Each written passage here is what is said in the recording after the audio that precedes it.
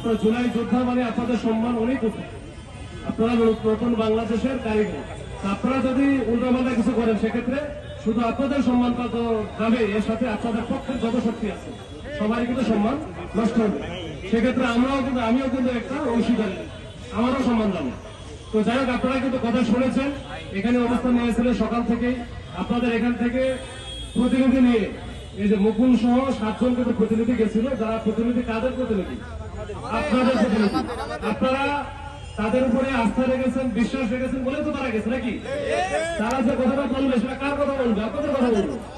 আপনাদের ভালোর জন্য কথা বলে আসছে এবং তারা যেটা যতটুকু আমি জেনেছি ওইখানে আমাদের প্রতিনিধি ছিল, তারাও বলেছেন যে একেবারে স্বাস্থ্য উপদেষ্টা থেকে শুরু করে মাননীয় স্বাস্থ্য উপদেষ্টা, মাননীয় সহকারী স্পেশাল হেলথ অ্যাসিস্ট্যান্ট যে আছে উনি ছিলেন, সাইদুল স্যার, তারপরে সচিব স্যার ছিলেন, মানে একেবারে টপ লেভেলে যারা আছে সবাই কিন্তু ওখানে ছিল।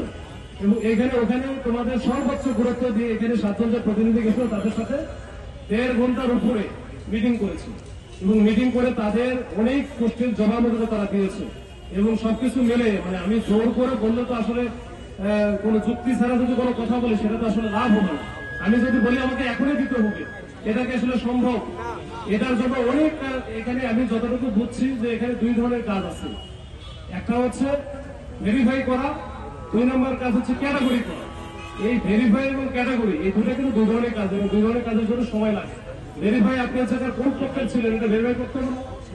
এরপরে আপনি কি ধরনের আহত ছিলেন, এখানে তো সরকার আহত একটা ক্যাটাগরি নির্ধারণ করে দিচ্ছে, সেটা তো ওই সংশ্লিষ্ট ডাক্তারের সাথে কথা বলতে হবে, সে সার্টিফিকেট দেখতে হয়, অনেক বিষয় থাকে। এটা কিন্তু প্রত্যেকের একবারে ওয়ান বাই ওয়ান এটা কাজ করতে হয়। তো এগুলো একটু সময় লাগবে। তারা যেহেতু বলছেন যে আগামী 1 মাসের মধ্যে তারা মোটামুটি যত কাজ যেভাবে কাজ করে যাচ্ছে হয়তো সমস্যার সমাধান হয়ে যাবে। এটা এই মাঝখানে যে আগে এমআইএস এর যে সিস্টেমটা ছিল, এখন এমআইএস না করে এখন তামিম যেটা বললে সরাসরি গেজে ভুক্তি করবে, মানে যেটা তালিকাভুক্ত হয়ে যাবে।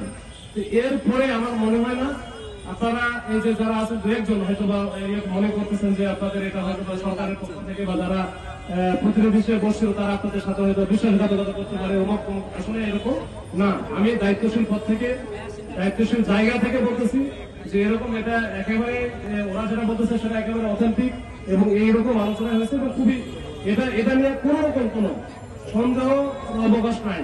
এখানে মুকুল তো যান প্রাণ দিয়ে কাজ করতেছে।